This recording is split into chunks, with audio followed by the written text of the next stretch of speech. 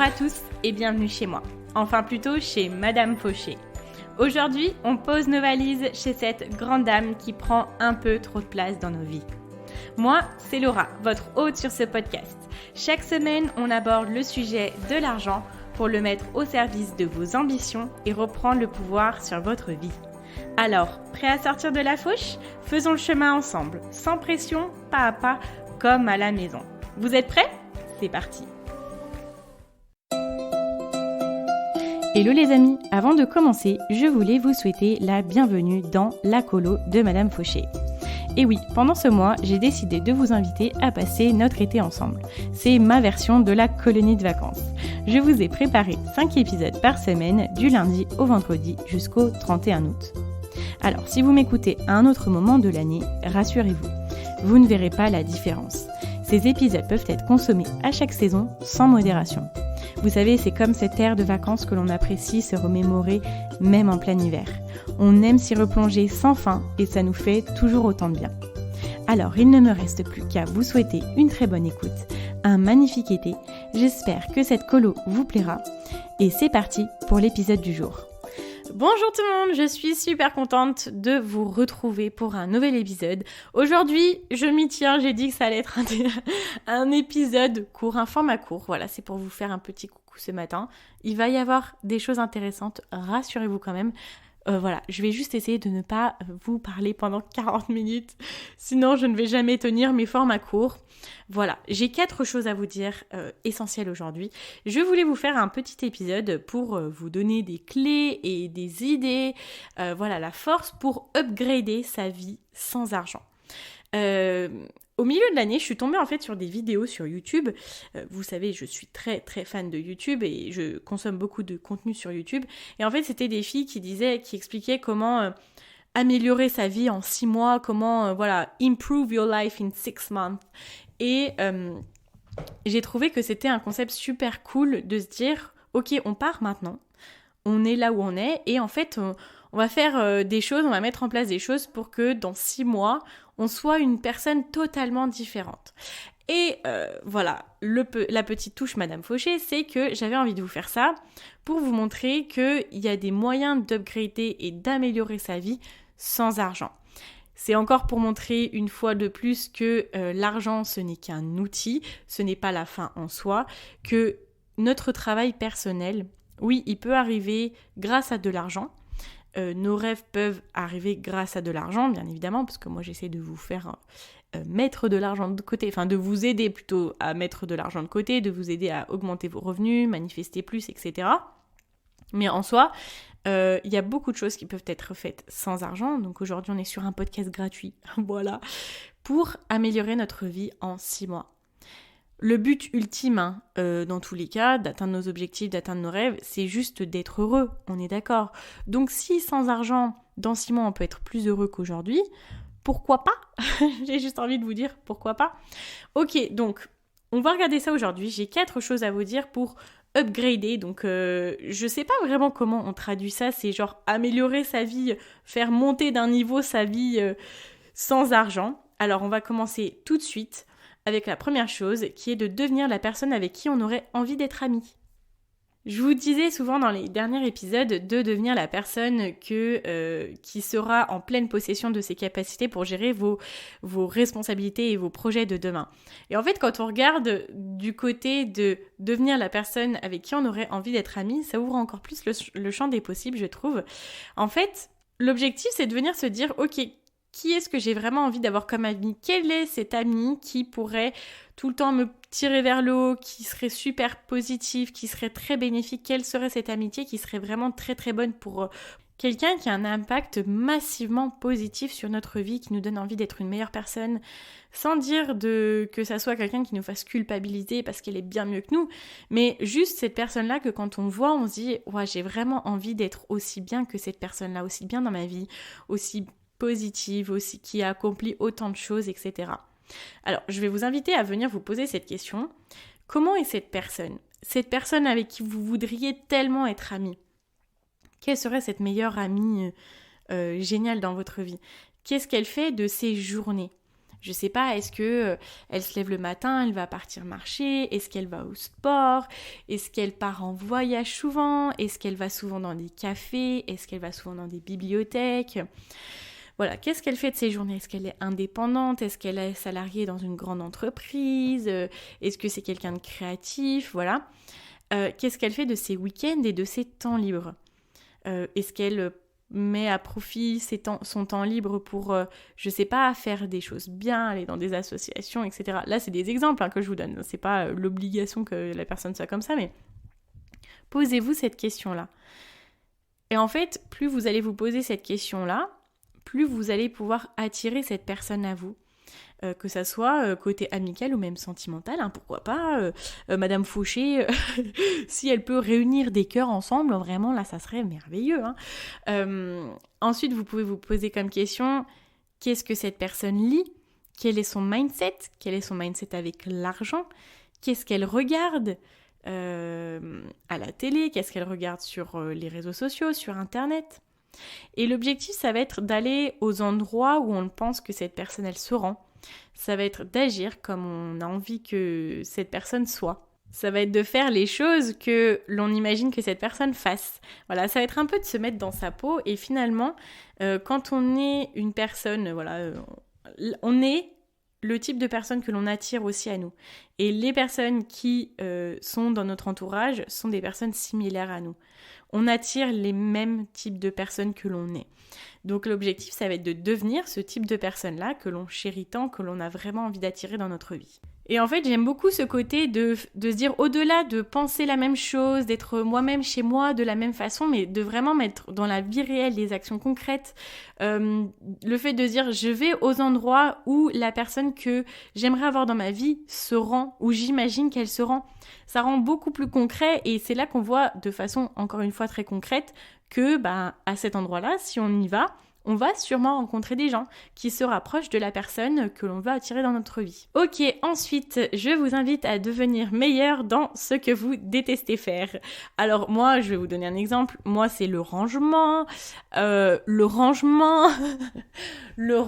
les lessives, voilà, toutes ces choses-là qui sont récurrentes à faire et qui m'apportent aucune évolution dans ma vie.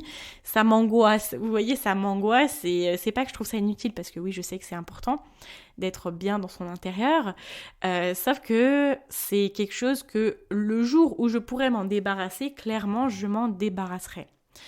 Et je le ferai faire par quelqu'un d'autre. Vraiment, le jour où j'ai le budget, ça sera sûr et certain que je ne m'en occuperai plus. Mais voilà, tant qu'on est obligé de faire ces choses-là, l'objectif c'est de devenir meilleur à ça et de passer des meilleurs moments quand on s'en occupe. Alors, ça serait de se dire, comment est-ce que je peux m'informer sur ce sujet-là? Comment est-ce que je peux devenir meilleure à ce sujet-là? Quelles sont les ressources sur ces sujets-là? Moi, par exemple, ce qui m'avait beaucoup aidé à un moment à être beaucoup plus en accord avec le fait de ranger mon intérieur, quand j'avais eu mon appartement, j'avais beaucoup regardé la série de Marie Kondo, j'avais lu le livre de Marie Kondo, et c'est vrai que là, faut essayer de s'imprégner de la passion des gens dans un domaine qui ne nous intéresse absolument pas.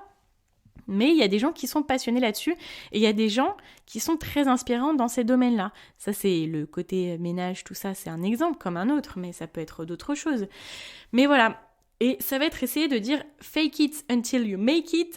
Ça va être de dire « je vais faire comme si j'adorais cette tâche, je vais m'y intéresser, je vais essayer de trouver des meilleures méthodes, je vais trouver des gens qui m'inspirent dans ce sujet-là.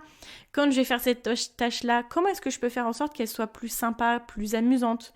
Là, clairement, mon exemple pour le rangement, ça peut être de trouver vraiment une série de podcasts que j'adore, une série de podcasts très divertissante que je vais écouter en même temps que je fais mon ménage.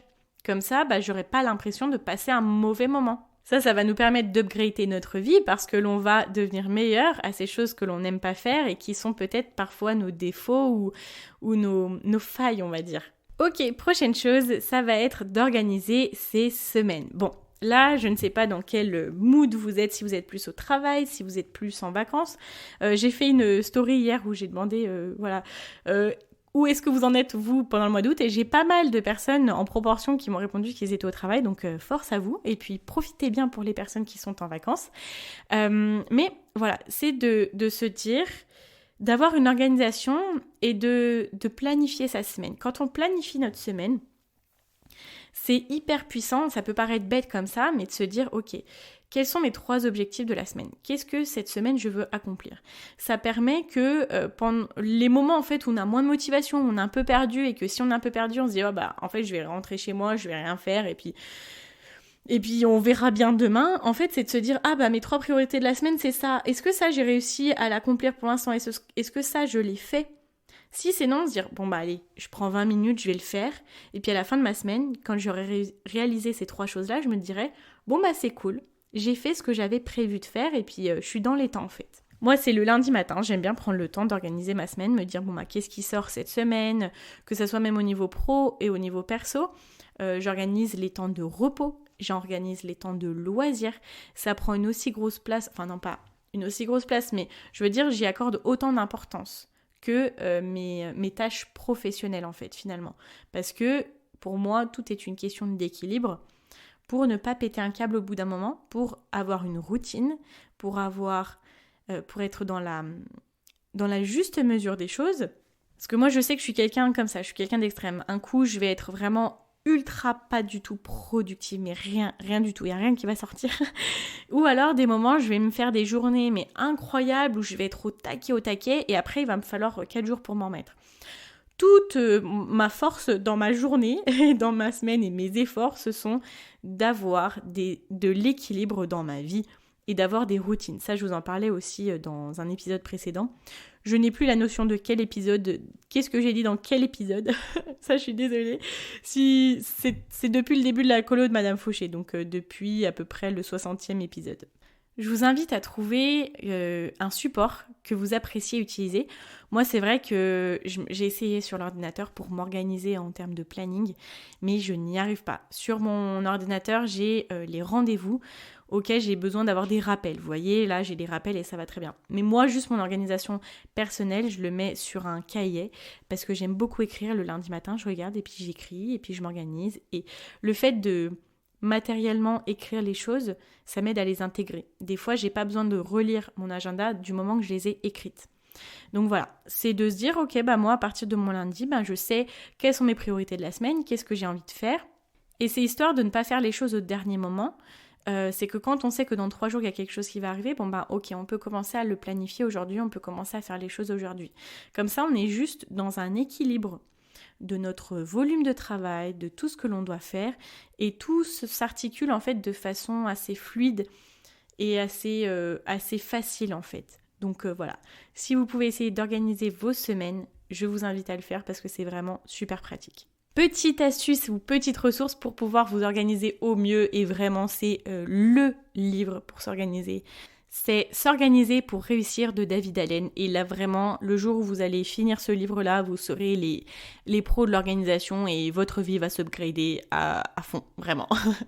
Ok, on arrive à la dernière petite astuce pour améliorer sa vie sans argent, c'est de travailler ses croyances limitantes et ses pensées. Je ne pouvais pas vous parler d'un sujet comme ça sans vous parler de vos croyances limitantes. Si vous laissez une chance au fait d'ouvrir votre esprit et de mettre de côté tous ces blocages que vous avez dans plein d'aspects de votre vie, et que vous dites « et si j'essayais ça ? Je me suis toujours dit que ça allait se passer comme ça, que j'étais comme ça, que j'étais comme ça. Et si finalement j'étais autrement ? Et si finalement ce jour-là on m'avait pas dit « toi tu es comme ça » et que toute ma vie je l'avais incarné ? Si finalement je décidais d'incarner une autre personne ? Vous pouvez le faire dans plein d'aspects de votre vie et aussi sur l'argent. J'ai discuté tout à l'heure avec une entrepreneuse et qui disait qu'elle avait changé un blocage, une croyance qu'elle avait sur l'argent et qui lui a fait avoir beaucoup plus d'argent et avoir une meilleure relation avec ses clients. Et juste pour une croyance, vous imaginez si vous en changez une dizaine, qu'est-ce que ça peut faire dans votre vie en fait ? Qu'est-ce qui vous bloque aujourd'hui dans votre vie pour avancer ? En fait, soit vous pouvez vous poser vraiment pour vous demander ces choses-là, soit quand dans votre vie vous vous dites non pour quelque chose, ou vous dites peut-être, peut-être pas, j'ai peur de ça, ou vous reculez, ou vous retardez. En fait, ces moments-là, c'est des moments où il faut avoir une petite cloche qui va sonner dans votre tête et vous dire « c'est quoi la croyance là ? Pourquoi j'ai pas pu passer à l'étape d'après ? Pourquoi je me suis arrêtée ? Pourquoi j'ai reculé, etc. » C'est quoi la croyance dans ma tête? Et ben, en fait, qu'est-ce que je me dis? Ouais, non, en fait, c'est parce que j'ai pas envie de faire ça, parce que finalement, je pense que ta. Ok? Et vous allez essayer d'aller plus loin, vous dire, pourquoi je pense ça? Parce qu'en fait, je suis comme ça. Pourquoi en fait je suis comme ça? Parce qu'en fait, je suis comme ça. Et là, vous allez au fur et à mesure arriver à votre vraie croyance limitante. Et après, vous allez la changer en croyance mobilisante.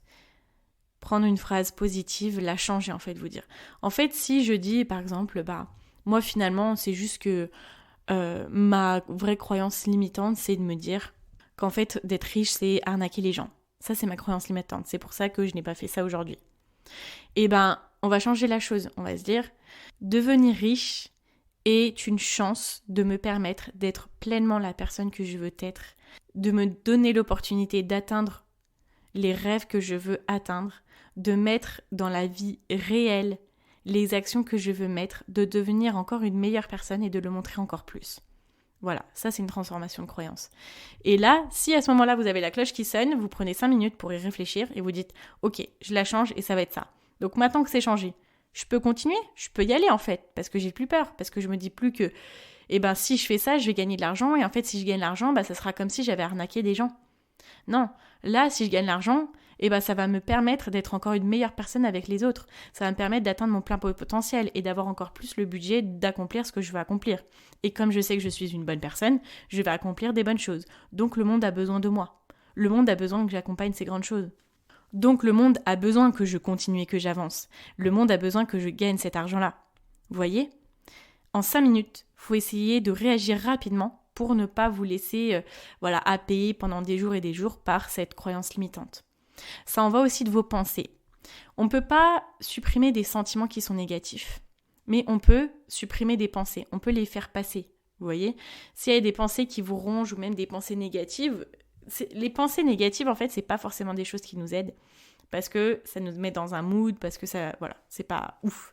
Donc, quand vous avez une pensée négative qui sort et que vous savez que vous n'allez rien en faire, sauf que ça va vous mettre dans un mauvais état d'esprit, vous allez vous dire next, stop, effacer. Vous dites une phrase dans votre tête et vous imaginez vraiment cette pensée slider vers la gauche. Vous voyez comme sur Tinder, et non, vous mettez next en fait. Sur Tinder ou je sais pas, vous scrollez, vous utilisez quelque chose que vous appréciez, que vous utilisez dans votre vie pour vous dire non, ça, hop, ça dégage. Oui, je dis des mots pas très jolis, mais c'est pas grave, on est chez Madame Fauché. Pour conclure, donc il y a 4 choses qui sont, première chose, devenir la personne avec qui on a envie d'être ami. Deuxième chose, c'est de devenir meilleur à ce que l'on déteste.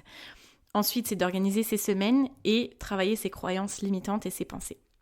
J'ai juste envie, avant de vous quitter, de vous partager cette question-là, ce questionnement-là. Je pense qu'on a tous été, à un moment donné dans notre vie, à un moment où on s'est dit « je vais prendre des nouvelles résolutions, je vais commencer ça ». D'avoir commencé en fait quelque chose de nouveau, quelque chose d'ambitieux qui nous sort de notre zone de confort. Et on a tous au moins une fois dans notre vie abandonné. Ça, je pense que c'est normal, pour plein de raisons. Mais là, je vous invite à vous poser cette question-là, c'est de vous dire « et si cette fois-là j'avais continué ? Et si demain je commence quelque chose et je continue ? Quelle personne je serais dans 6 mois ? Et si juste ce moment-là où je me dis « non, je vais arrêter », je me dis « non, je vais continuer ». Et je continue. Et après, je refais. Et tous les jours, je le fais en fait. Quelle personne je vais devenir ? Deuxième chose avant de vous quitter, double dose. Je vous encourage encore une fois à savoir pourquoi vous voulez faire tout ça. Et le jour où vous savez pourquoi vous voulez faire ça, pourquoi vous avez besoin de plus d'argent, pourquoi vous avez besoin d'être une meilleure personne, vous allez trouver votre pourquoi. Pour trouver votre pourquoi en 2 secondes et demie, c'est la question suivante. Qu'est-ce que vous feriez si vous n'aviez aucune limite ? C'est quoi ? Là, au tac au tac, vous diriez quoi ? Voilà. Là, vous avez votre pourquoi. Et du moment que vous avez votre pourquoi, pour tenir 6 mois, pour devenir une autre personne, vous allez pouvoir le faire facilement parce que vous n'aurez peut-être pas forcément la motivation tous les jours, mais vous aurez l'envie profonde de le réaliser. Si vous avez peur, vous le ferez en étant effrayé, mais vous le ferez quand même. Ça changera la donne. Vous ferez les choses même en ayant ces challenges qui avant vous arrêtaient. Mais maintenant, vous allez tellement avoir l'envie que ces challenges-là ne vont pas vous arrêter. Parce que ça va venir de vous. Ça sera en vous en fait. Ça sera vos tripes qui sortiront et qui diront « mais je vais le faire en fait. Parce que c'est ça ou rien. Donc je préfère ça. » Vous voyez ? Bon, écoutez, j'espère que cet épisode vous a plu, qui vous a motivé à devenir une nouvelle personne, à upgrader votre vie sans argent, parce que tout ce que je vous ai dit, franchement ça se fait sans argent, sauf par exemple si vous voulez aller dans un café pour rencontrer la personne avec qui vous aimeriez être amis, mais bon, ça va, on n'est pas sur un gros budget. J'avais envie de vous inspirer. Je pense qu'on va arriver de plus en plus sur des épisodes qui vont aller beaucoup plus en profondeur. J'ai des idées sur la suite et on va venir s'inspirer beaucoup plus, on va venir attirer beaucoup plus. On va monter en puissance, donc restez connectés, restez avec moi. Je vous remercie d'avoir été là. Si ça vous a plu, je vous invite à venir mettre une note de 5 étoiles sur Apple Podcast ou à me rédiger un avis pour me dire ce que vous en avez pensé. Ou sinon, vous pouvez venir vous abonner sur la plateforme de votre choix. Voilà, vous pouvez me rejoindre sur Instagram. Mon nom est Madame Fauché, comme le nom du podcast. Merci à vous. Je vous dis à très vite pour un nouvel épisode. Et en attendant, n'oubliez pas que vos ambitions n'attendent pas. Ciao, ciao.